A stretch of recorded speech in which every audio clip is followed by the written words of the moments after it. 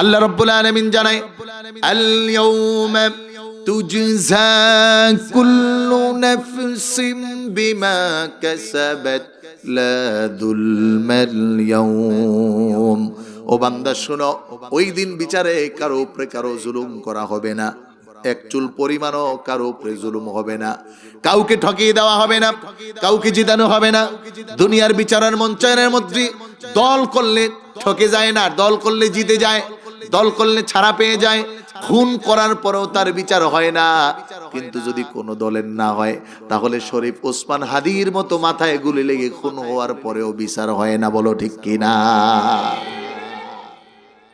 হয় না কেন? বলে দুনিয়ায় ক্ষমতার জন্য। কিন্তু ওই দিনের কথা আল্লাহ বলতেছে, সাবধান, এক চুল পরিমাণও ক্ষমা করা হবে না, কারো উপর জুলুম হবে না, কাউকে ঠকানো হবে না।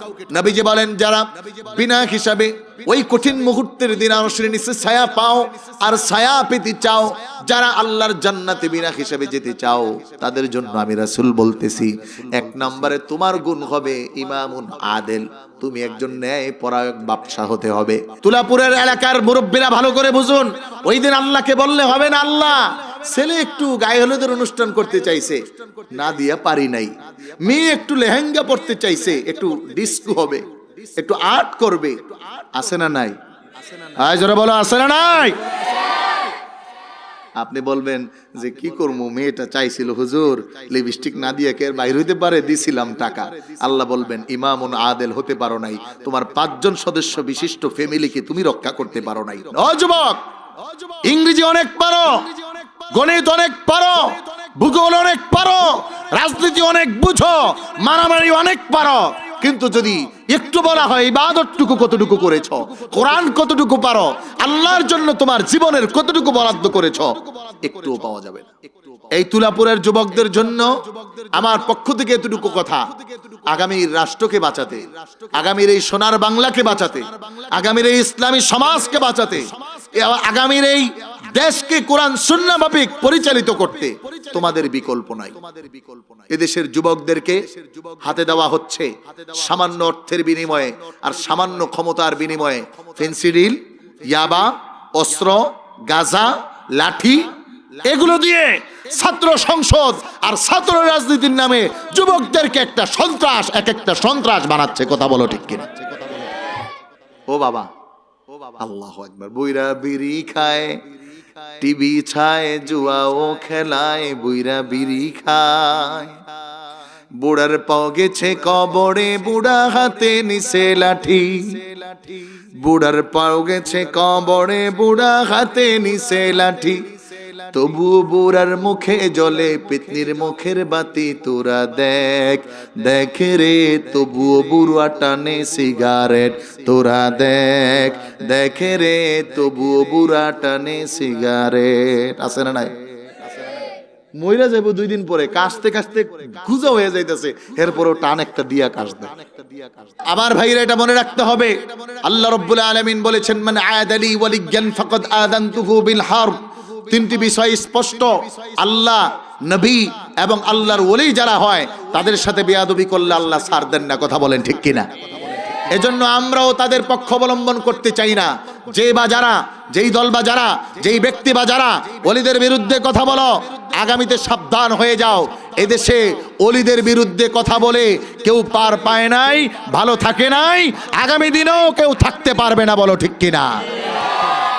আল্লাহ রাব্বুল আলামিন জানায়, আল ইয়াউমা তুজজা কুল্লু নাফসিন বিমা কাসাবাত লা যুলমাল ইয়াউম।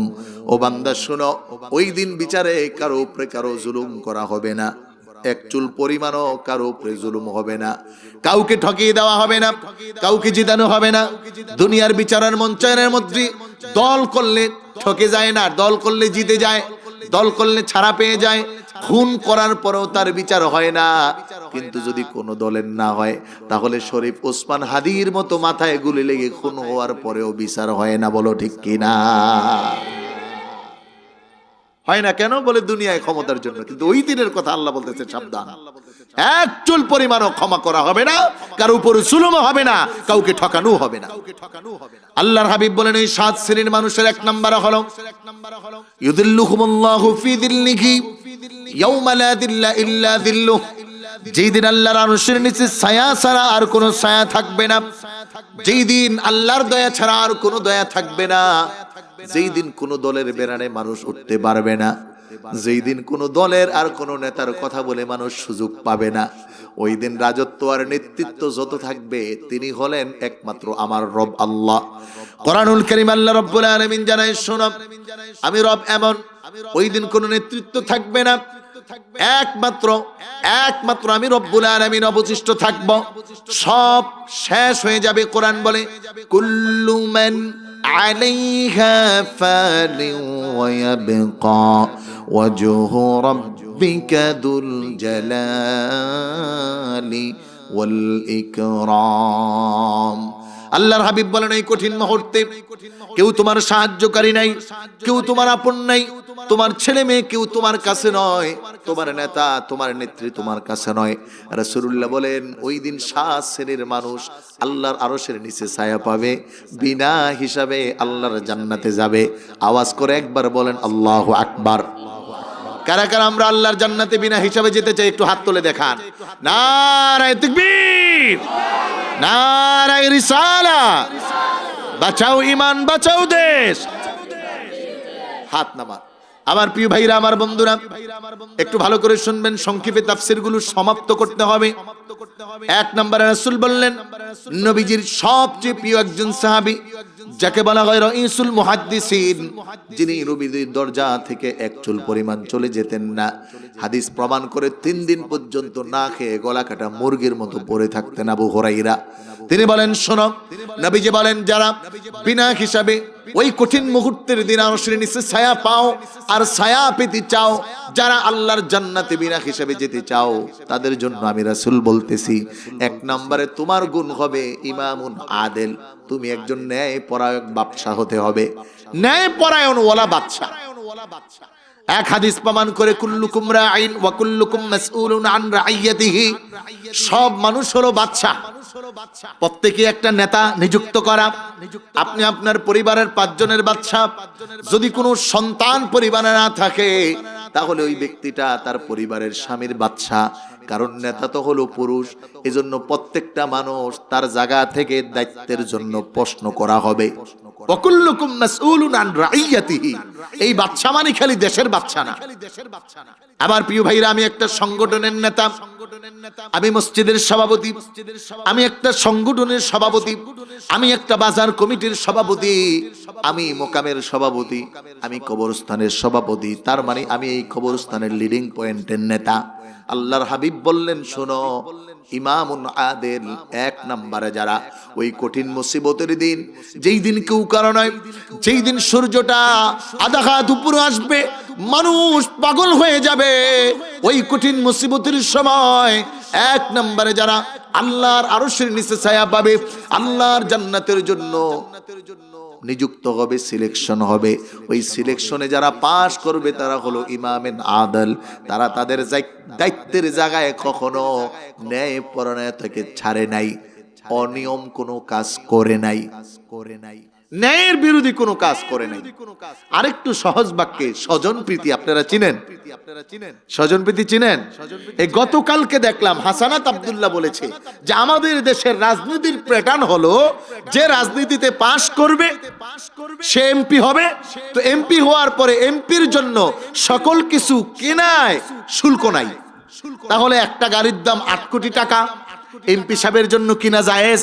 মিস্টার এমপি সাহেব একটা গাড়ির কোম্পানির সাথে লিড করলেন, ডিল করলেন, শোনো এই গাড়ি তো মূলত 3 কোটি টাকা, কিন্তু কর দিয়ে কিনতে হলে 8 কোটি লাগে, আমার তো কর লাগে না, তাহলে আমি আনবো 3 কোটিতে, তুমি আমার দিবা 5 কোটি, তোমার 3 কোটি লাভ, আমার 2 কোটি লাভ।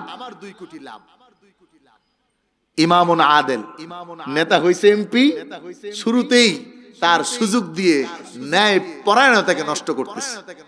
এরকম নেতা আমাদের বাংলাদেশে স্বাধীনতার পরে এখন পর্যন্ত হয় নাই। কিতাবে হইছে নি? হইছে না? হইছে না, না হইছে আপনাকে ওই রাস্তাটা দিয়ে আইলে টের পাওয়া যায়। রোডের বদলে বাঁশ কে দেয়? কথা বলে না। ব্রিজ করার আগে ভাঙা পড়ে কার? স্কুলের ভবন করছে 5 তলা, উদ্বোধনের আগে পড়ছে। আছে না নাই? আরো জোরে বলেন আছে না নাই? চেয়ারম্যান সাহেব আগে যে খাইতে পারে নাই, পাস হওয়ার পরে 5 তলা বাড়ির মালিক কিভাবে হয়? কথা বলো ঠিক কিনা? ইমামুন আদিল। এমনও খবর আছে মসজিদ সভাপতি হইলে মসজিদের টাকা খায়। বিক্রমপুরে এক মাহফিলে গিয়েছি, বলে হুজুর এই সভাপতি সাহেবের কাছে এখনো মসজিদের 30,000 টাকা দেয় না। বললাম কেন? উনি এটা দিয়ে মাছ ধরার চাই। আপনাদের দেশে এটা কি বলে? পানিতে যে একটা ঘরের মতো করে রাইখা দেয়, ওটার ভিতরে মাছ ঢুকে, কি বলে এটাকে?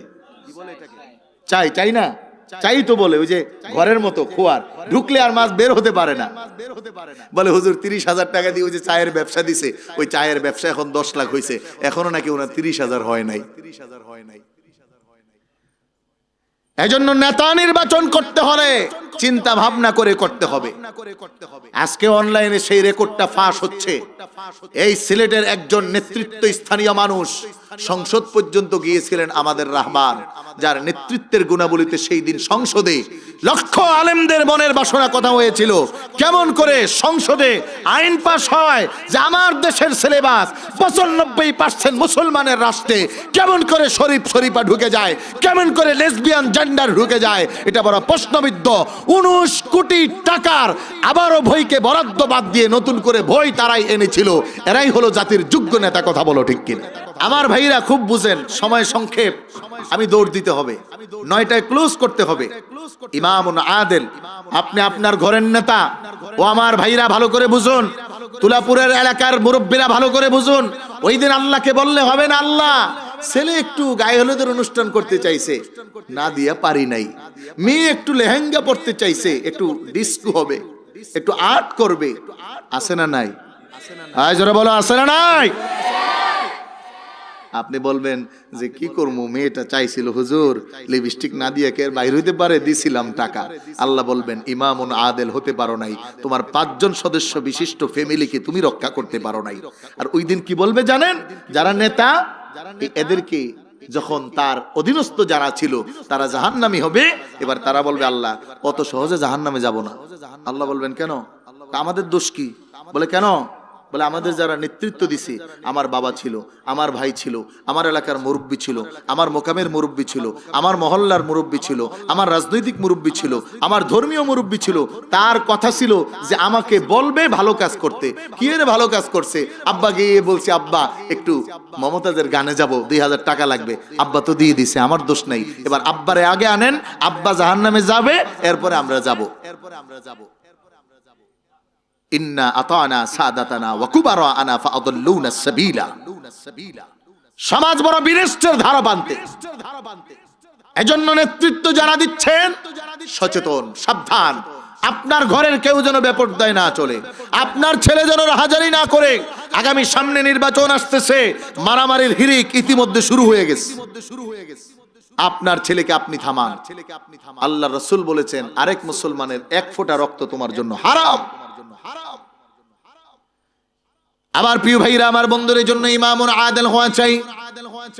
কেমন আদালত পূর্ণ হবে? হযরত ওমরের মতো, যে ওমর 31 লক্ষ বর্গ মাইলের রাজত্ব করেন, অর্ধজাহানের খলিফা ওমর, যখন দেখলেন আহারে একটা মা 2টা সন্তানকে ক্ষুধার যাতনায় সন্তানগুলো কান্না করতেছে, খালি পাতিলার পানি নিয়ে আগুন দেওয়া হচ্ছে, প্রশ্ন করলেন কেন? বলে ওদের কি বুঝাচ্ছি, আমি রান্না করতেছি, কান্না করতে করতে ঘুমিয়ে যাবে, আর এই সুযোগে আমার রান্না না হলেও চলবে। হযরত ওমর 1 সেকেন্ড দেরি করলেন না, সোজা ওই বাড়ি থেকে কোষাধ্যক্ষ পর্যন্ত হযরত ওমর নিজে খাদ্যের বস্তা মাথায় নিলেন, ওই বাড়ি পর্যন্ত গেলেন, বাড়ি পর্যন্ত গিয়ে তাদেরকে খাবার দিলেন। আরেক হাদিস, আরেক ইবারতের মধ্যে পাওয়া যায়, আরেক তারিখের কিতাবের মধ্যে পাওয়া যায়, হযরত ওমর আরেকদিন এরকম একজন বৃদ্ধ মা, যিনি ছিলেন বিধবা, তাকে দেখেন কোনো খবর নেয় না। হযরত ওমর বললেন ওমরকে কেন খবর দেন না, জানান না কেন? আপনি যান না? বুড়ি মা বলে কেন যাব? ওমর তো নেতা, ওমরের কাজ হলো আমাদের খবর নেওয়া। যদি ওমরের কাছে না যাই তাহলে ওমর খবর না নিলে ওমরকে কিছু বলবো না, বলবো আকাশের মালিক আল্লাহ রব্বুল আলামিনের কাছে। কিতাব প্রমাণ করে হযরত ওমর নিজে আটার বস্তা মাথায় নিয়ে ওই বিধবার বাড়িতে এসে নিজে আটা গোলাইছে, নিজে রুটির খামির করে রুটি বানিয়ে ওই বৃদ্ধ মাকে, যিনি ছিলেন বিধবা, তাকে রুটি খাওয়াইছে। খাওয়ায় বলে ভালো আছেন তো, এবার পেটটা ভরছে? বলে হ্যাঁ। বলে হযরত ওমরকে যদি বলতেন তাইলে তো ঠিক হয়ে যেত। কয় না না, তোমাকে যদি খলিফা না ওমরকে যদি খলিফা না বানায়া তোমাকে বানানো হইতো তাইলে এই জাতি খুব ভালো থাকতো। ও যুবক, তোমার পরিচয় কি? হযরত ওমর বলে, ও মরিমা, আমি ওমর, ইমামুন আদিল।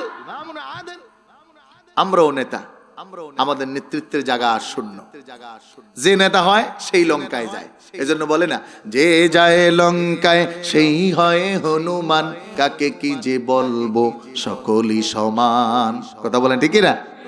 এজন্য ভাই, বড়টার দায়িত্ব আপনি নাই, আপনি চেয়ারম্যান না, আপনি এমপি না, আপনি মন্ত্রী না, কিন্তু আপনি আপনার ঘরের লিডার, আপনি আপনার মহল্লার লিডার। আপনার মহল্লায় যেন কিছু না হয়, আপনার এলাকায় যদি গান বাজনা হয় এটার জন্য জবাবদিহিতা আপনি দিতে হবে। এজন্য প্রত্যেকটা যুবককে সংশোধন তার বাবা মা করতে পারে যদি একটু তার জায়গা থেকে ঠিক মতো হয়ে যায়। আল্লাহ তাআলা আমাদের বুঝ দান করুক, বলুন আমিন। আমি আর এটাকে বাড়াচ্ছি না, অনেক হাদিস মনে আসতেছে কিন্তু বলার সুযোগ হবে না। 2 নম্বরে হলো ওয়াশাবুন নাশাআ ফি ইবাদাতিল্লাহ। প্রত্যেকটা যুবকের জন্য এই এলান রাসূলুল্লাহ সাল্লাল্লাহু আলাইহি ওয়াসাল্লাম 1000 বছর পূর্বে দিয়ে গেলেন। শোনো ও যুবক, এমন যুবককে আল্লাহ তাআলা ওই দিন আরশের নিচে ছায়া দিবেন যেই যুবক তার যৌবনে ইবাদত করেছে। সুবহানাল্লাহ পড়ে। যৌবনকালে ইবাদত করেছে, যৌবনকালে মারামারি করে নেই। যৌবনকাল কোনটা? স্বাভাবিক যদি ধরি তাহলে 18 পর থেকে, আর একেবারে বালেক থেকে ধরি তাহলে 12 বছরের পর থেকে। আরো সহি শুদ্ধ যদি করতে চান তাহলে 15 সর্বোচ্চ। এই সময় আমাদের যুব সমাজ সবচেয়ে বেশি খারাপ কাজে যুক্ত হয়। বরঞ্চ যুবকদের এই সময় থাকার কথা ছিল নামাজের কাতারে, নামাজের প্রথম কাতারে, নামাজের মতো দাঁড়িয়ে আল্লাহর সামনে তাদের পরিচয় বহন করার কথা ছিল। ও আল্লাহ, আমরা যৌবনকাল তোমার জন্য কাটাচ্ছি। এজন্য রাসূলুল্লাহর যুবক সাহাবীরা সবচেয়ে বেশি ইসলামের খেদমত করত। নবীর একজন যুবক সাহাবী ছিল নবীজির সাহাবী, যাকে বলা হয় আব্দুল্লাহ ইবনে জুলওয়াজাদাইন, যার নামের পিছনে লকব। এমন যুবক সাহাবী তার যৌবনকালকে তিনি আল্লাহর রাস্তায় ব্যয় করেছেন। এমন খুশি আল্লাহ রাব্বুল আলামিন হয়েছেন, রাসূলুল্লাহ তার উপর এমন খুশি হয়েছিলেন, নবীজি যখন তাকে কবরে নামায় আল্লাহকে ডাক দিয়ে বলেছেন, মালিক, আমি এই যুবক জুলওয়াজাদাইনের উপর বড় খুশি হয়ে গেছি। ও আল্লাহ, তুমিও খুশি হও। যৌবন কালকে এই জন্য ইবাদতে লাগানো। এখানে যদি এখন প্রশ্ন করি, আমার যুবকদের এমন কে আছেন যে 2 রাকাতে অন্তত একটা পারা কোরআন পড়েন? পাওয়া যাবে না। আমাদেরও যৌবন কেটেছে, এখন তো আর যৌবন না, 39 বছর বয়স, আরেক বছর পরেই বুড়া। এমনও রাত্রি কেটেছে 2 রাকাত নামাজে 16-17 পারা পর্যন্ত তেলাওয়াত করেছি। আপনি একটু আপনাকে প্রশ্ন করেন, ও যুবক, ইংরেজি অনেক পারো, গণিত অনেক পারো, ভূগোল অনেক পারো, রাজনীতি অনেক বুঝো, মারামারি অনেক পারো, কিন্তু যদি একটু বলা হয় ইবাদতটুকু কতটুকু করেছো, কোরআন কতটুকু পারো, আল্লাহর জন্য তোমার জীবনের কতটুকু বরাদ্দ করেছো, একটুও পাওয়া যাবে না। অথচ যৌবনের ইবাদত আল্লাহর সবচেয়ে প্রিয়। আর যৌবনের ইবাদত যে করবে, রাসূলুল্লাহ সাল্লাল্লাহু আলাইহি সাল্লাম বলতেছেন, বৃদ্ধ হয়ে গেলে করতে না পারলেও আল্লাহ তাআলা তার আমলনামায় ওই যৌবনের ইবাদতের সওয়াব লিখতে থাকবে। সুবহানাল্লাহ। এজন্য যুবকরাই হলো আগামী দিনের রাষ্ট্র, আগামী দিনের ইসলাম। ইসলামের পতাকায় যাদের রক্ত সবচেয়ে বেশি লাগা, এরা হলো যুবক। আজকে এই তুলাপুরের যুবকদের জন্য আমার পক্ষ থেকে এতটুকু কথা, আগামীর রাষ্ট্রকে বাঁচাতে, আগামীর এই সোনার বাংলাকে বাঁচাতে, আগামীর এই ইসলামী সমাজকে বাঁচাতে, আগামীর এই দেশকে কোরআন সুন্নাহ মাফিক পরিচালিত করতে তোমাদের বিকল্প নাই। এদেশের যুবকদেরকে হাতে দেওয়া হচ্ছে সামান্য অর্থের বিনিময়ে আর সামান্য ক্ষমতার বিনিময়ে ফেন্সিডিল, ইয়াবা, অস্ত্র, গাজা, লাঠি এগুলো দিয়ে ছাত্র সংসদ আর ছাত্র রাজনীতির নামে যুবকদেরকে একটা সন্ত্রাস, একটা সন্ত্রাস বানাচ্ছে। কথা বলো ঠিক কিনা? আজকের নিউজে দেখলাম যমুনা টিভিতে একজন ছাত্র লিডার ছিলেন, চট্টগ্রামের একটা জায়গার ছাত্রলীগের একজন নেতা ছিলেন, তার 3-4টা ব্যাংকে প্রায় 50 কোটি টাকার উপরে তার খালি ডিপোজিট। খুঁজে দেখা গেল তার একটা কোম্পানি, যে কে একটা পরিবহন, এই পরিবহন ঢাকা মূল অফিসে খবর নিয়ে দেখছে প্রতি মাসে 2 লাখ টাকা লস। কোত্থেকে আসে এই অর্থ?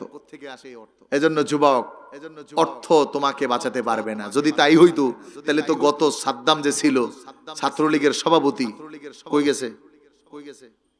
পলাইছে না? এভাবে করে স্বাধীনতার পর থেকে যত অর্থের মালিক যারা হয়েছে, কে অর্থ নিয়ে গেছে দুনিয়া থেকে? আর আমরা দেখছি যুবকের হাতে যখন অর্থ যায়, এই যুবকের চরিত্র নষ্ট হয়। যুবক যখন না পাইতে অস্ত্র পাওয়া যায় আর গাজা আর ফেন্সিডিল পায়, তখন আর ও সমাজের ভালো যুবক হয় না। কথা বলো ঠিক কিনা? এই জন্য রাসূলুল্লাহ সাল্লাল্লাহু আলাইহি ওয়াসাল্লাম বদর যুদ্ধের পরে যুবক সাহাবী কিছু বন্দী হয়েছে, মক্কা আল মুকাররমার খুব শিক্ষিত তারা। রাসূলুল্লাহ সাল্লাল্লাহু আলাইহি ওয়াসাল্লাম তাদেরকে আটকাইছেন। এখন বন্দী বিনিময়ে কি হবে? বলে আল্লাহ রাসূল সাল্লাল্লাহু আলাইহি ওয়াসাল্লাম কয়েকটি ফরম্যাটের সবচেয়ে উত্তম যেটা দিলেন, যে তোমরা আমার যুবকদেরকে ইলম শিখাও, জ্ঞান শিখাও, মেধাবী বানাও, আমি তোমাদেরকে ছেড়ে দিব। আজকে আমার যুবকরা মেধাবী হওয়ার দূর বাদ দিয়ে বড় রাজনীতিবিদ হতে চায়, বড় নেতা হতে চায়। আচ্ছা, আমি যুবকদের কাছে প্রশ্ন করতে চাই, বলো তো এই দেশের সবচেয়ে বড় নেতা কবরে যাওয়ার সময় সবচেয়ে বেশি টাকা নিয়ে গেছে, আর যুবক থেকেই মরছে, তাই না? কি যুবক থেকে মরছে? তোমার যৌবনের প্রত্যেকটি কর্ম আল্লাহর কাছে হিসাব হচ্ছে।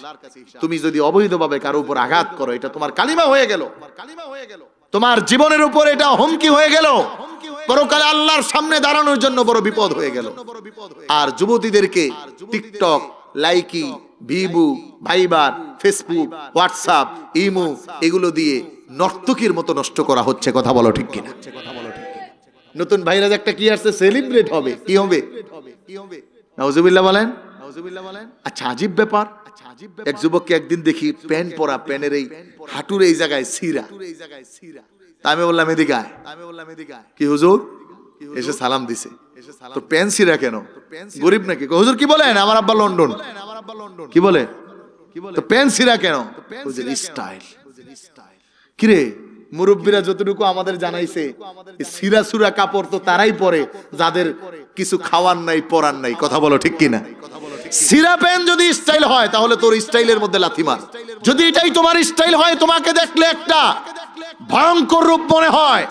তোমার দাড়ির কাটিং দেখলে মনে হয় না তুমি মানুষ, তোমার চুলের কাটিং দেখলে মনে হয় না তুমি মানুষ, তোমার বাইক রাইড দেখলে মনে হয় না তুমি মানুষ, তাহলে তোমার এই আধুনিকতার পিছনে লাথি মারো। কারণ এই আধুনিকতা দিয়ে তুমিও বাঁচবে না, এই জগতের মানুষকেও বাঁচাতে পারবে না। কথা বলো ঠিক কিনা? আজকে তো যুবকদের সব নষ্ট। কি হয়? সেলিব্রেট হতে যে কি করে? ট্রেনের সাথে ছবি উঠাইতে গেছে, ট্রেনের সাথে ধাক্কা খায়া মরে। এর কথা বলে না? বাস্তবতা আছে না নাই বলেন? এজন্য যুবকদের ওয়াশাবুন্না শাআফি ইবাদাতিল্লাহ, যুবকদের আল্লাহর জন্য দাঁড়াতে হবে। এজন্য যুবকদেরকে নামাজের প্রশিক্ষণ দিতে হবে। সমাজের লিডার যারা আছেন, সমাজ ভিত্তিক ব্যবস্থাপনায় যুবকদেরকে নামাজের জন্য প্রশিক্ষণ দিবেন, প্রয়োজনে পুরস্কার দিবেন। যুবকদের নামাজের জন্য আল্লাহ ওয়ালাদের সোহবতে নিবেন, বেশি করে এই যুবকদেরকে তালিম তরবিয়ত করবেন। এজন্য রাসূলুল্লাহ বলেন, আদিবু আওলাদাকুম সালাসা, তোমার সন্তান বুঝে হওয়ার আগে 3টি শিক্ষায় তাকে শিক্ষিত করো। 1 নাম্বার হলো হুব্বি নবিয়্যিকুম, নবীর ভালোবাসা, নবীর আদর্শ। যুবকরা যখন নবীর যৌবনকালের হাদিসগুলো পড়বে, নবীর আদর্শ দেখবে, খুঁজে খুঁজে পাবে। আহারে, যুবক বয়সে মানুষের বড় উপকার করতে হয়। ওই যে কয়েকটা 2টা গল্প আছে, 2টা বর্ণনা আছে। আল্লাহর হাবিব যতদিন পর্যন্ত যুবক ছিলেন, মানুষের বোঝাকে বহন করতেন, অন্ধ ব্যক্তিদেরকে পথ দেখায়া দিতেন। কোন ব্যক্তির যদি কষ্ট হয়ে যেত সেই কষ্টটা নবীজি নিজে উঠায়া নিতেন। এজন্য বলেন ওয়া তাহমিলুল কাল, নবীজিকে আল্লাহ সম্মানিত করেছেন। এর মধ্যে অন্যতম একটি রাসূলের বৈশিষ্ট্য হলো তিনি বোঝা বহনকারীর বোঝাকে হালকা করে দিতেন। যুবকদেরকে শেখানো দরকার। এই যে আমাদের আল্লামা সাহেব কিবলা ফুলতলি রহমতুল্লাহি আলাইহির সংগঠন তালামিজি ইসলামিয়া, ওরা মারামারি করে না, মারামারি করার আদব শিক্ষাও দেওয়া হয় না, বরঞ্চ প্রত্যেকটা তালামিজি ইসলামিয়ার কর্মীকে শেখানো হয় মানুষের সৌহার্দ্যপূর্ণ আচরণ করো, বন্যা কবলিত এলাকায় ত্রাণ নিয়ে ছুটে যাও, যেখানে মানুষের উপকার দরকার সেখানে তোমার যৌবনকে কাজে ব্যয় করো। এজন্য যুবকদের কাছে এই সবক, তোমরা যদি পরকালে সরাসরি আল্লাহর জান্নাতে ছায়া পেতে হয় তাহলে যৌবনে মদ, গাঁজা, জুয়া, হেরোইন, ফেন্সিডিল এগুলো খাওয়া যাবে? মারামারি, ঝগড়া, ফাসাদ করা যাবে না। খালি মমতাজের গানে যাওয়া যাবে? তাহলে খালি গায়ে হলুদের অনুষ্ঠানটা ঠিক আছে? হ্যাঁ, খুব হিসাব। ইকরা টিভিতে একটা আলোচনা আজকেই মনে হয় ছাড়া হয়েছে যে 6 রজনীতে আল্লাহ তাআলা মানুষের সব দোয়া কবুল করে, কিন্তু ওই রজনীগুলো তো আল্লাহ তাআলা দোয়া কবুল করে না কিছু শ্রেণীর মানুষের। আর এই রজনীগুলোর প্রিয় প্রিয় রজনীগুলো আমরা নষ্ট করে দিই। এজন্য আমাদেরকে সতর্ক হতে হবে। এজন্য যুবকদের জন্য সবচেয়ে উত্তম আদর্শ হলো বাবা মায়ের ঘর। এখান থেকে আপনি যুবককে ভালো করেন, শিখাইয়া দেন, তালিম দেন, নবীর আদর্শ শিখান, নবীর জীবনী শুনান, গল্প ইতিহাস সাহাবীদেরটা শুনান। আর এখন যত উল্টা পাল্টা গল্প, কিচ্ছা কাহিনী দিয়ে আমাদের সমাজ নষ্ট, যুবকদের চরিত্র নষ্ট। এজন্য যুবকদেরকে পথে প্রতিষ্ঠিত করতে হলে আদর্শ লাগবে মুহাম্মাদুর রাসূলুল্লাহ সাল্লাল্লাহু আলাইহি ওয়াসাল্লামের। এবং এটা যদি করা যায় তাহলে আশা করি যুবকদের চরিত্র ফিরে আসবে এবং যৌবন কালটা তারা আল্লাহর জন্য ব্যয় করবে। সম্মানিত প্রিয় ভাইরা আমার, কোরআন বলছে, আল্লাহ রাসূল সাল্লাল্লাহু আলাইহি ওয়াসাল্লাম বলেন, দুনিয়ার মানুষ শোনো, 3 নম্বরে আল্লাহর আরশের নিচে যারা ছায়া পাবেন, আল্লাহ রাব্বুল আলামিন বলে এরা হলো ওই শ্রেণীর মানুষ, ওয়ারাজুলুন কলবুহু মুআল্লাকুম বিল মাসাদিক। এমন কলব, এমন আত্মা, এমন ব্যক্তি, এমন নফস যার কলবটা, যার আত্মাটা, যার নফসটা মসজিদের সাথে সম্পর্ক বেশি। কিন্তু যদি একটু তাকায় দেখি আমাদের আত্মাটা দোকানের সাথে সম্পর্ক বেশি, রাজনীতির সাথে সম্পর্ক বেশি, বাজারের সাথে সম্পর্ক বেশি, চায়ের দোকানের সাথে সম্পর্ক বেশি, গল্প গুজবের সম্পর্ক বেশি। বরং মসজিদে ঢুকে যদি হুজুরের 5 মিনিট দেরি হয় তাহলে হুজুরের 14 গোষ্ঠী শেষ। কথা বলে না? জোরে বলেন। আর শুক্রবার আসলে তো যুবকদেরকে কোনোভাবেই ঢুকানো যায় না, এখনো বাকি আছে, এখনো বাকি আছে। বলে হুজুরে দাঁড়াইবো, আল্লাহু আকবার কইবো, সূরা ফাতিহা পড়া পর্যন্ত বাকি আছে। আর কোন মতে যদি খালি নামাজটা ইমাম সাহেব হুজুর আসসালামু আলাইকুম, আসসালামু আলাইকুম ফিরাইছে, ওরে বাবা, এত গতি তার মসজিদ থেকে বের হতে মনে হয় তার দুনিয়ার সব কাজ শেষ হয়ে যাইতেছে। বড় বিজি মানুষ, বড় বিজি মানুষ। হ্যাঁ, কেন এত কি কাজ তোমার? বরঞ্চ ফতুয়া তো বলে যেই ব্যক্তির মন মসজিদে বসে না ওইটা মুনাফিক। ওটা কি? হ্যাঁ জোরে বলো, ওইটা কি? বলে মসজিদে মন যদি না বসে, মাছ যেমন পানি ছাড়া ভালো লাগে না, মুমিন তেমন মসজিদ ছাড়া ভালো লাগে না। মাছ যেমন পানির উপরে বাঁচতে পারে না, মুমিন মসজিদ ছাড়া বাঁচতে পারে না। যার মসজিদে ভালো লাগে না ওইটা মুমিন হতে পারে নাই, ওইটার আল্লাহ ভালো লাগে না, নবী ভালো লাগে না, পরকাল ভালো লাগে না, রহমত ভালো লাগে না, ওর ভালো লাগে নাচানাচি, ওর ভালো লাগে খারাপ ইয়াত, ওর ভালো লাগে জাহান্নামের কাজ। এজন্য আল্লাহ বলেন যেই বান্দার কলবটা মসজিদে বাঁধা আছে, মুআল্লাকুম বিল মসজিদ, বলে নামাজ একটা পড়ছে আরেকটার পেরেশানি, কখন আজান হবে, কখন মসজিদে যাব। নামাজ একটু পড়ছে দৌড়ে মসজিদ থেকে বের হয়ে যায় না, মসজিদে বসে বসে ওজিফা পড়ে আল্লাহকে ডাকে, একটু আল্লাহর রহমত পেতে চায়। এরকম বান্দাদেরকেও আল্লাহ কিয়ামতের দিন কঠিন মুসিবতের সময় আরশের নিচে ছায়া দিবে। সুবহানাল্লাহ। এখন আপনি একটু আপনারা মিলাইবেন, আপনি কোন দলে আছেন? আপনার অন্তরটা মসজিদের সাথে সম্পর্ক আছে না নাই? দুনিয়ার নেতার সামনে 1 ঘন্টা দাঁড়ায় রয়েছে, কোনো সমস্যা নাই। কারেন্ট বিল দিতে গিয়ে দাঁড়িয়ে আছে, কোনো সমস্যা নাই। পাসপোর্ট অফিসে গিয়ে দাঁড়িয়ে আছে, কোনো সমস্যা নাই। এয়ারপোর্টে ইমিগ্রেশনে দাঁড়িয়ে আছে, কোনো সমস্যা নাই। ভোটের দিন সারাটা দিন ব্যয় করতেছে, কোনো সমস্যা নাই। খালি মসজিদে নামাজ পড়তে ঢুকছে, ওরে মনে হয় পিঁপড়াই কামড়াইতেছে। বলেন, বাস্তবতা আছে না নাই? বৃদ্ধ মুরব্বী, আপনার কোনো কাজ নাই, বাড়িতে তার কোনো কাজ নাই, নামাজটা পড়তে দেরি, বাইরে হইতে দেরি নাই, ওই যে দোকানে গিয়ে শুরু করছে যত দুনিয়ার গীবত ফাহেসা কথা, আর একেবারে কম টাকার বিড়ি যেটা আছে এটা টানে। এই এলাকা মনে হয় নাই এরকম। ও বাবা, আল্লাহু আকবার। বুইরা বিড়ি খায়, টিভি ছায়, জুয়াও খেলায়, বুইরা বিড়ি খায়। বুড়ার পাও গেছে কবরে, বুড়া হাতে নিছে লাঠি। বুড়ার পাও গেছে কবরে, বুড়া হাতে নিছে লাঠি। তবুও বুড়ার মুখে জ্বলে পেতনির মুখের বাতি, তোরা দেখ দেখ রে, তবুও বুড়া টানে সিগারেট, তোরা দেখ দেখ রে, তবুও বুড়া টানে সিগারেট। আছে না নাই? মইরা যাইব 2 দিন পরে, কাশতে কাশতে গুজা হয়ে যাইতেছে, এরপরও টান একটা দিয়া কাশ দেয়।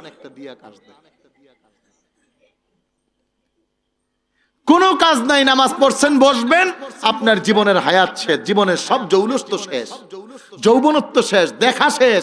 এখন আপনার কাজ কোনো মতো ওজিফা পড়ে যাবেন। যদিও বৃদ্ধকালের এই ইবাদত আল্লাহর কাছে অত দাম না, তারপরও আল্লাহর যদি একটু দেখায়া যাওয়া যায় যে আল্লাহ জোয়ান কালে তো বুঝি নাই, করি নাই, ভুল হয়ে গেছে, এখন বুড়া হয়ে গেছি, পারি না, তারপরও চেষ্টা করি, আল্লাহ তো দয়াশীল, আল্লাহ মাফ করবে। কিন্তু না, ওইটা না করে কি করে? নামাজে আসে, রুকুতে গেলে আর যায়, সালাম ফিরিয়া দূর। সাবধান, এটা করলে আল্লাহর কাছে মাপ পাওয়া যাবে না। প্রত্যেকটা মুরব্বী বাবাজিদের কাছে হাতে পায়ে হাত ধরে বলে যাচ্ছে, আপনি আর সময় নষ্ট করবেন না, আপনি আপনার সময়টাকে কাজে লাগান। আপনি আপনার সময়কে মসজিদের সাথে সম্পর্ক বাড়ান।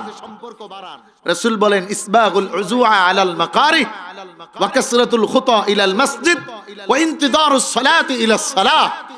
একটার ব্যাখ্যা রাসূল হাদিস দিয়ে 3টা বললেন, যে যারা সুন্দর করে ওযু করে, যারা মসজিদে বেশি আসা যাওয়া করে, যারা এক নামাজের পরে আরেক নামাজ পর্যন্ত অপেক্ষা করে, আল্লাহ রাব্বুল আলামিন তাদের গুনাহগুলো মাফ করে দেয়। আপনি মসজিদে যতক্ষণ থাকবেন গুনাহ মাফ হতে থাকবে, সওয়াব লেখা হতে থাকবে। আর এখন আমরা কি করি? না মসজিদে থাকি, দৌড় দিয়ে বের হয়ে যাই। এজন্য এই কাজ করবেন না। 4 নম্বরে আল্লাহ রাব্বুল আলামিন বলেন, ওয়ারজুলানি তাহাব্বা ফিল্লাহি ইজতামাআ আলাইহি ওয়া তাফাররাকা আলাইহি। ওই ব্যক্তিকে আল্লাহ রাব্বুল আলামিন ওই কঠিন হাসরের ময়দানের দিন আরশের নিচে ছায়া দান করবেন। ওই 2 মানুষ, যেই 2 মানুষ একমাত্র আল্লাহর জন্য মহব্বত করে। দেখবেন দুনিয়ায় নামাজি নামাজির সাথে বন্ধুত্ব ভালোবাসা, চোর চোরের সাথে বন্ধুত্ব ভালোবাসা। কথা বলেন ঠিক কিনা? দেখবেন আলেম আলেমকে ভালোবাসি, ভালো মানুষ ভালো মানুষের পাশে দাঁড়ায়। বাংলায় বলে, চোরে চোরে হালি এক চোরে বিয়ে করে। আছে না? খারাপ খারাপের সাথে কোরআনে আসছে, আল খাবিসাতু লিল খাবিসিন ওয়াল খাবিসুনা লিল খাবিসাত, আত-তাইয়্যিবাতু লিত-তাইয়্যিবিনা ওয়াত-তাইয়্যিবুনা লিত-তাইয়্যিবাত। এখন আপনি মিলাবেন, আপনি যে আরেকজনকে ভালোবাসেন কি জন্য বাসেন? আল্লাহর জন্য বাসেন কিনা? এই যে আমরা ফুলতলি সাহেব কিবলা রাহমাতুল্লাহি আলাইহিকে ভালোবাসি, কার জন্য? জোরে বলেন, কার জন্য? আরেকটু আওয়াজ করে বলেন, কার জন্য? এবং আমরা আল্লাহর ওলিদেরকে আল্লাহর জন্যই ভালোবাসি, দুনিয়ার কোনো স্বার্থের জন্য না। যার কারণেই শাহজালাল, শাহপরান, শাহ মাকদুম, এদেশের হক্কানি পীর মাশায়েখ, ফুরফুরা, সারসিনা, সোনাকান্দা, জনপুর, ফুলতলি, এদের বিরুদ্ধে কেউ কথা বললে আমাদের ইমানে আঘাত লাগে। কথা বলো ঠিক কিনা? আমার ভাইরা এটা মনে রাখতে হবে, আল্লাহ রাব্বুল আলামিন বলেছেন, মান আদালি ওয়ালিয়ান ফাকাদ আযানতুহু বিল হারব। 3টি বিষয় স্পষ্ট, আল্লাহ, নবী এবং আল্লাহর ওলি যারা হয় তাদের সাথে বেয়াদবি করলে আল্লাহ ছাড় দেন না। কথা বলেন ঠিক কিনা? এজন্য আমরাও তাদের পক্ষ অবলম্বন করতে চাই না। যে বা যারা, যেই দল বা যারা, যেই ব্যক্তি বা যারা ওলিদের বিরুদ্ধে কথা বলো, আগামীতে সাবধান হয়ে যাও। এদেশে ওলিদের বিরুদ্ধে কথা বলে কেউ পার পায় নাই, ভালো থাকে নাই, আগামী দিনেও কেউ থাকতে পারবে না। বলো ঠিক কিনা? সম্মানিত হাজিরিন, ভালোবাসা হবে কার জন্য? আল হুব্বু ফিল্লাহি ওয়াল গুবদু ফিল্লাহ। আমরা কারো সমালোচনা করি ওটাও আল্লাহর জন্য, আবার কাউকে ভালোবাসি সেটাও আল্লাহর জন্য। এজন্য আমরা গতানুগতিক রাজনীতি করি না, গতানুগতিক গদির পিছনে দৌড়াই না। কারণ দুনিয়ার গদি এটা খুব ভালো জিনিস, খুব বিপদের জায়গা। কারণ ওই জায়গায় যে যায়, দেখেন না আমাদের ধর্ম উপদেষ্টা বর্তমানে যায়, আগে একটু ভালো ছিল, এরপরে দেখি এখন উনি মন্দিরে গিয়ে আবার ঢোলের তালে তালে নাচও শুনি। আছে না নাই? দেখছেন না আপনারা? আল্লাহু আকবার। আল্লাহ বুঝদান করুক, আল্লাহ হেফাজত করুক, বলুন আমিন। ধর্ম উপদেষ্টা সবার ধর্মের উপদেষ্টা, যেমন মুসলমানের এমন হিন্দুর। কিন্তু এই বলে তো হিন্দুদের মন্দিরে গিয়ে বসে তাদের ড্যান্স দেখা যাবে না, ওটা তো ঈমান থাকবে না। বুঝলে বুঝপাতা, না বুঝলে খুব ভালো পারেন আপনারা, বুঝে যাইতেছে। তাহলে একজন আরেকজনকে ভালোবাসবো আমরা আল্লাহর জন্য, একজন আরেকজনকে খারাপ জানবো এটাও আল্লাহর জন্য। কারোর সাথে আমার সম্পর্ক এটা হবে আল্লাহর জন্য, আবার সম্পর্ক রাখবো না সেটাও হবে আল্লাহর জন্য। 5 নম্বরে আল্লাহ রাব্বুল আলামিনের হাবিব বলেন, শোনো, ওয়ারাজুলুন দাআতহু ইমরাতুন দাতা হাসাবিন ওয়া জামালিন ফাকালা ইন্নী আখাফুল্লাহ। পয়গম্বর ইউসুফ আলাইহিস সালাতু ওয়াস সালামকে মিশরের সবচেয়ে সুন্দর রাজার পরিবারের, রাজার ঘরে, ফেরাউনের ঘরে, যার সবচেয়ে বড় রাজত্ব যার ঘরে, ফেরাউনের স্ত্রী জুলাইখা হযরত ইউসুফ আলাইহিস সালাতু ওয়াস সালামকে চরিতার্থ করার জন্য ডাক দিলেন। এত সুন্দর মিশরে আর কেউ নাই। পয়গম্বর ইউসুফ আলাইহিস সালাতু ওয়াস সালাম সৌন্দর্যের দিকে ধাবিত হলেন না, অর্থের দিকেও ধাবিত হলেন না, যৌবনের তাড়নায় ধাবিত হলেন না, বরঞ্চ ওয়ারাজুলুন দাআতহু ইমরাতুন দাতা হাসাবিন ওয়া জামালিন ফাকালা ইন্নী আখাফুল্লাহ। যখন তাকে এরকম সৌন্দর্য এবং ক্ষমতাধর হওয়ার পরেও, অর্থের মালিক হওয়ার পরেও খারাপ কাজের প্রস্তাব দেওয়া হলো, ওই যুবক বললেন, ফাকালা ইন্নী আখাফুল্লাহ, আমি পৃথিবীর কাউকে ভয় না করলেও আমি আমার রবকে ভয় করি। কথা বলো ঠিক কিনা? পৃথিবীর কোনো মানুষ যদি নাও দেখে, পৃথিবীর কোনো মানুষ যদি নাও বুঝে, পৃথিবীর কোনো মানুষের কাছে যদি খবর না থাকে, যিনি দেখেন, যিনি বুঝেন, যার কাছে সব খবর আছে, একটু জবান খুলে আওয়াজ করে বলেন তিনি কে? যুবক ভাইরা, এজন্য আল্লাহ রাব্বুল আলামিন সতর্ক করলেন, যদি পরকালে রোজ কিয়ামতের ময়দানে কঠিন বিপদের সময় আল্লাহর আরশের নিচে ছায়া পেতে চাও, তাহলে এরকম সুন্দরী ডাক দিছে একটু প্রেম করো, করা যাবে না। অনেক বড় লোক ডাক দিছে টাকা দিব তোমাকে, আমার সাথে একটু খারাপ কাজ করো, করা যাবে না। যত প্রলোভন দেখাক না কেন, ভয় করতে হবে একমাত্র আল্লাহকে। কারণ এই জমিনে এবং জমিনের নিচে এবং সমস্ত কায়নাতে পৃথিবীর সব মানুষের কাছে লুকানো যায়, কিন্তু আল্লাহর কাছে বান্দার কোনো কিছু লুকানোর কোনো সুযোগ নাই, সব কিছু তার কাছে ওপেন। এজন্য কোরআন বলে, ইয়ালামু খাইনাতাল আয়ুন ওয়া মা তুখফিস সুদূর। তোমাদের এই চোখের আড়ালেও কি আছে ওইটা জানে কে? মনের আড়ালেও কি আছে ওইটা জানে কে? আল্লাহ। ভয় করতে হবে আল্লাহকে। যুবকরা, আমার যুবতী বোনেরা সাবধান। পৃথিবীর কেউ দেখুক আর না দেখুক, আল্লাহ তোমার সব দেখেন, সব জানেন। এই ভয় পরিপূর্ণ দিলে ইস্টাবলিশ করে দেওয়া। 6 নাম্বার, এমন যুবক, এমন ব্যক্তি যে তার ডান হাতে কি দান করে এটা বাম হাত জানে না। আমাদের দেশে আমরা দেখি ত্রাণ দেওয়ার সময় ত্রাণ নিয়ে আসছে 100টা আর ক্যামেরা নিয়ে আসছে 200টা। কথা বলেন। বড় বড় দল ত্রাণ দিতেছে 500, ক্যামেরা নিয়ে আসছে 1000। এমন দেয়, বলে এই ধরো, এই ছবি উঠাও, ছবি উঠাও, বলে না? কথা বলে না, বলে না? আচ্ছা, এর এগেইনস্টে আবার আরেকটা খেয়াল করেন, লতিফি হ্যান্ডস। আল্লামা সাহেব কাবলা ফুলতলি রহমতুল্লাহি আলাইহির প্রতিষ্ঠিত সংগঠন লতিফি হ্যান্ডস থেকে গত আপনাদের 22-এ যে কি বলে বন্যা হলো, সবচেয়ে বাংলাদেশের সবচেয়ে বেশি দান তারা করছে, কিন্তু কোনো বড় বড় মিডিয়ায়ও নাই, পত্রিকায়ও নাই, ক্যামেরাতেও নাই। কারণ এটা দিয়েছে কার জন্য? ফাফাদাত আইনাহু, বলে এমন এমন ভাবে দেওয়া যে আল্লাহকে খুশি করার জন্য, পৃথিবীর কাউকে করার জন্য নয়।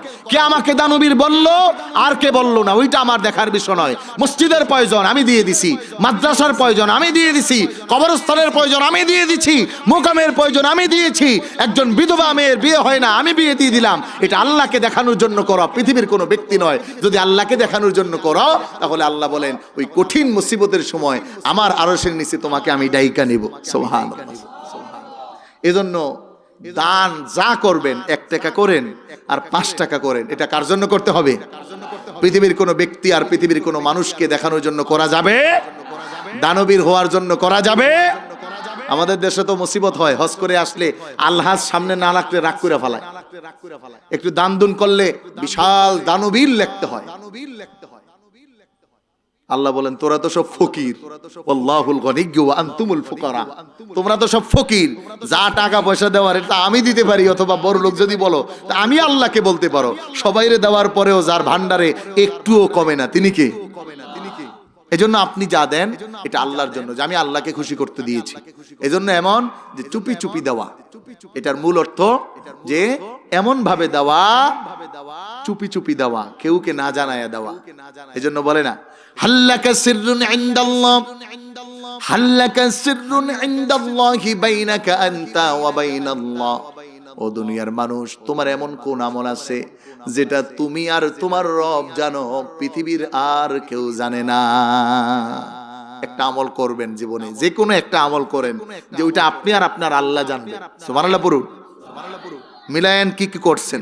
7 নাম্বার, এমন ব্যক্তি ওয়ারাজুলুন যাকারাহুল্লাহু খালিয়ান ফাফাদাত আইনা, যেই মানুষটা গোপনে নীরবে নিভৃতে আল্লাহর ভয়ে চোখের পানি ছেড়ে দেয়। সুবহানাল্লাহ পড়েন। কে কার ভয়ে পালায়? কার ভয়ে? একটু জোরে বলেন কার ভয়ে? আরো জোরে বলেন কার ভয়ে? কারণ কি? আল্লাহর সামনে দাঁড়াতে হবে, সবকিছু ওপেন হয়ে যাবে, সব খবর বের হয়ে যাবে, সব আল্লাহ জানেন, আমার গোপন প্রকাশ্য সব আল্লাহ দেখেন। আমার পরকালে আল্লাহর সামনে কি নিয়ে দাঁড়াবো? লজ্জা, শরম। আহারে আল্লাহ, এত অপরাধ করছি, এত গুনাহ করছি, কোনো মানুষ জানে না, মা জানে না, বাবা জানে না, বোন জানে না, ভাই জানে না, ব্যক্তি জানে না, পৃথিবীর কেউ জানে না। যদি মা জানতো তাইলে আমাকে আর ছেলে পরিচয় দিত না। বাবা মার গুনার কথা ছেলে জানলে বাবা মাকে আর আব্বা আম্মা বলে ডাকতো না। এলাকার মানুষ আমার গুনার খবর জানলে জুতার মালাটা গলায় দিত। এই ভয় করে আল্লাহর কাছে কায়মুন বাক্যে রোনাজারি করা, আল্লাহ তুমি তো আমার সব জানো। যাকারাহুল্লাহু খালিয়ান ফাফাদাত আইনা, চোখের পানি ছেড়ে আল্লাহকে বলা। এজন্য গভীর রজনীতে উঠে আল্লাহর কাছে নিজেকে নত করা, যে আল্লাহ আমার জীবনে আমি না বুঝে অনেক অপরাধ করছি, 60 বছর 70 বছর হয়ে গেছে, বুঝি নাই আল্লাহ, অপরাধ তো হয়ে গেছে, আমাকে মাফ করে দাও। আল্লাহর কাছে এরকম যারা গোপনে কান্না করে, আল্লাহ তাদেরকে কিয়ামতের দিন কঠিন মুসিবতের সময় ডেকে আরশের নিচে ছায়া দিবে। সুবহানাল্লাহ বলুন। এই 7 শ্রেণীর মানুষকে আল্লাহ তাআলা আরশের নিচে ছায়া দিবেন। এজন্য এই গুণগুলো দুনিয়ায় করা যায়, এই 7টা কাজ দুনিয়ায় করা যায়, দুনিয়ায় থাকতেই করতে হয়। আর যারা দুনিয়ায় এগুলো করে, পরকালে আল্লাহ তাআলা তাদের চেহারাকে হাস্যোজ্জ্বল করে দিবেন। উজুহু ইয়াউমাইদিন নাযিরা, তাদের চেহারাটা থাকবে হাস্যোজ্জ্বল, তারা হাসতে হাসতে জান্নাতে যাবে। তাদেরকে বলা হবে সালামুন কাওলাম মির রাব্বির রহিম, আসেন, ওয়েলকাম ওয়েলকাম, আপনারা আসেন, আপনাদের জন্য সবকিছু ওপেন, আপনাদের জন্য সবকিছু আল্লাহ ব্যবস্থা করে রেখেছেন। বলেন সুবহানাল্লাহ। সম্মানিত হাজিরিন, এজন্য আমাদের সময়কে আমাদের কাজে লাগাতে হবে। দুনিয়ার সময়টা যেন বেহুদা নষ্ট না হয়ে যায়, দুনিয়ার সময়টা যেন অযথা নষ্ট না হয়ে যায়, এই সময়টাকে যেন আমরা অ্যাপ্রোপ্রিয়েটলি কাজে লাগাতে পারি। এজন্য কোরআন ও সুন্নাহ মাফিক আমাদের জীবন চালাতে হবে।